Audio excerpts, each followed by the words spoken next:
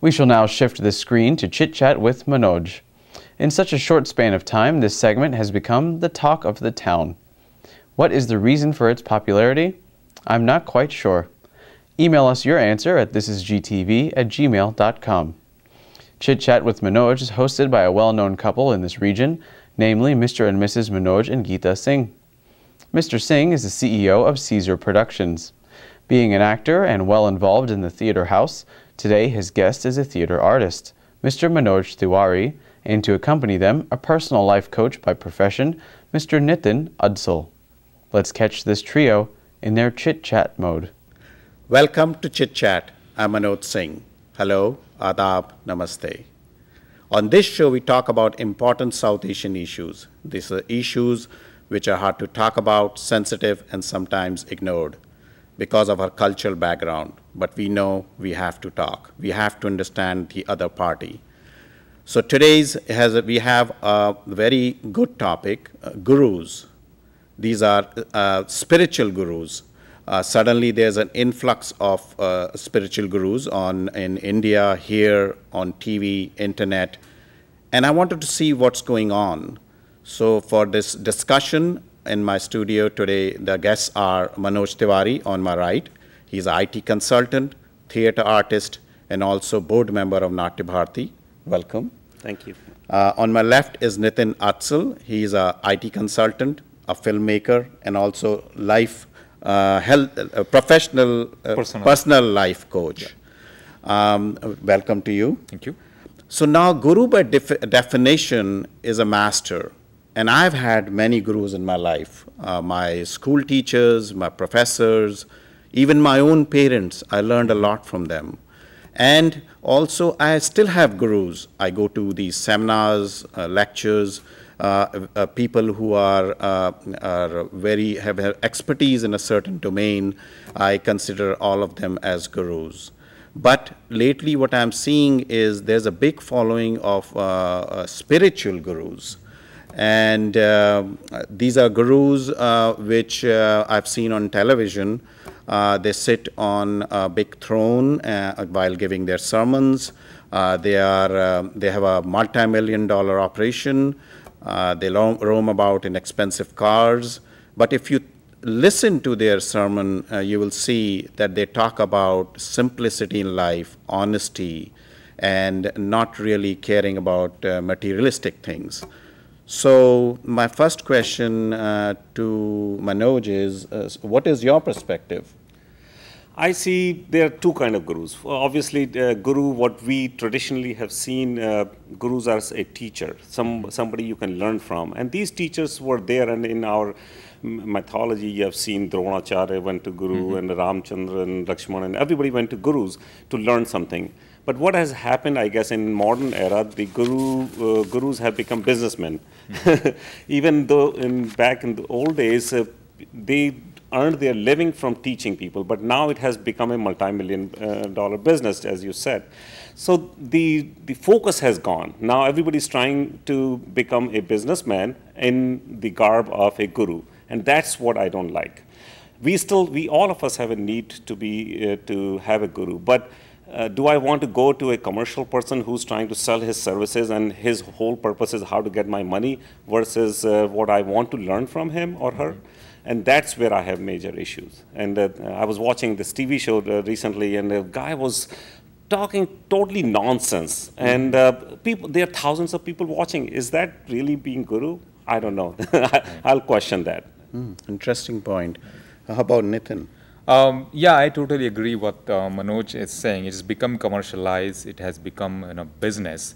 But what I feel is a common person needs to kind of see if he feels to go to a guru. As you said, teachers are our gurus. Your parents are our gurus. And sometimes we need gurus for our spiritual development. It's like as educational development, spiritual development. So yeah, these gurus are there which are spiritually elevated and they have something to say, but a common person should see if you feel like I want to be following this guru. And if there is any such doubt that okay, this person is just after money, we should not follow it.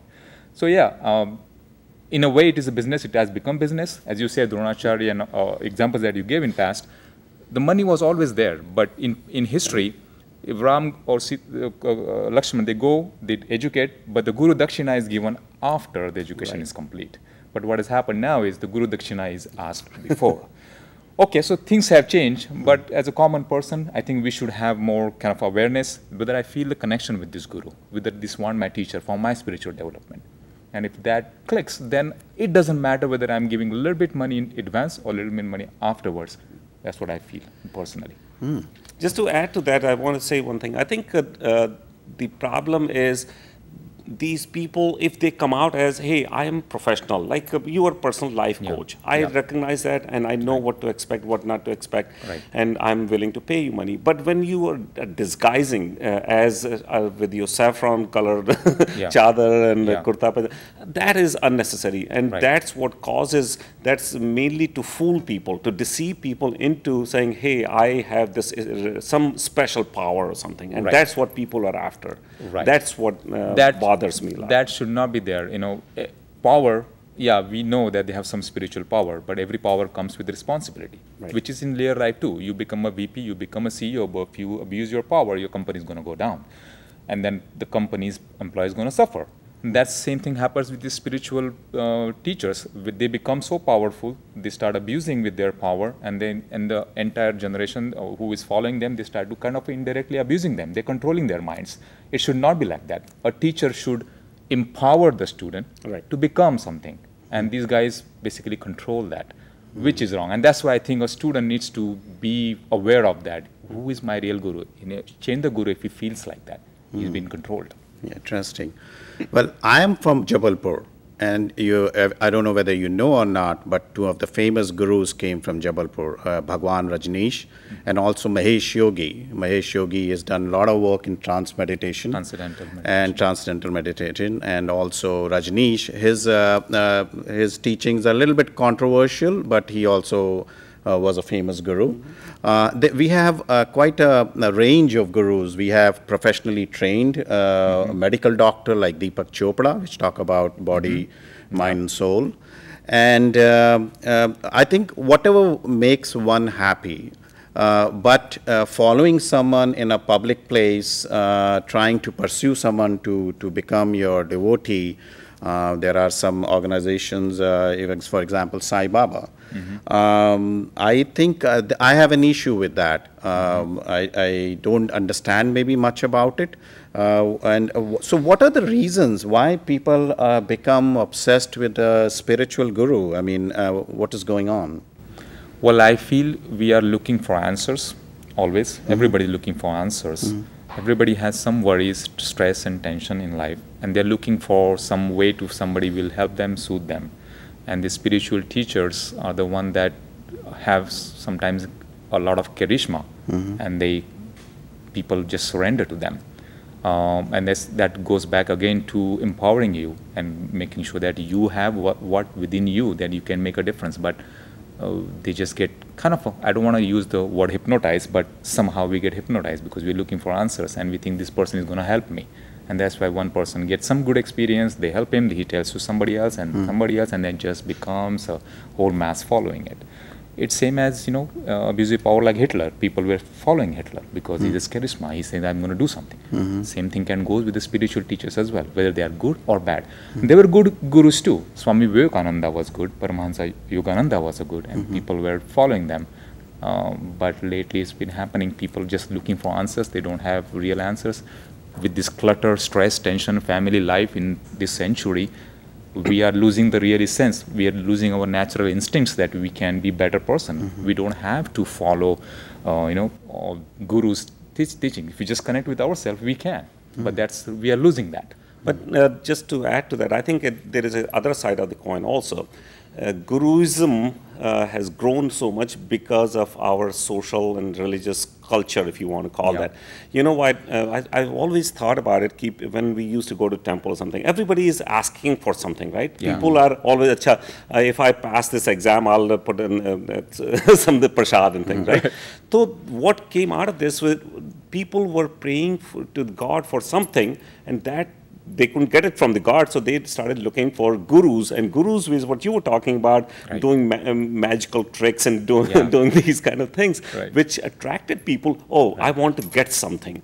So guru can do that, can make me achieve whatever I'm trying to achieve. That's the at least thinking came from. Absolutely, you are absolutely right. And the real guru is the one who is the passage to God realization. But guru is not a God. You're right. Guru shows the way. Guru is like a guide. He shows the way. Okay, you have to go this way, but you have to walk on that way. But what happens is people, as you said, Guru has these mystical powers. They thought Guru is a god, and they just put their feet. They didn't want to learn anything. They just want to get things done. Get things from them. How do this, do this? And that's the failure of both sides. A guru should be strict enough to say that I'm not the god. I'm just going to show you the way. Don't put that. I mean, all this is contrary to what Buddhism teaches. You know, Buddhism teaches that it is you who find your path and what you become, what you do. And so I think you're right, Nitin. I mean, you should listen to a guru, and if they have something good to say. But I don't think so we should give in and just follow, become obsessed with it. No surrender. So it was an interesting discussion. Any last minute thought? I always liked guru concept. Kabir Das ka Guru Govind do khade kake lagu pao.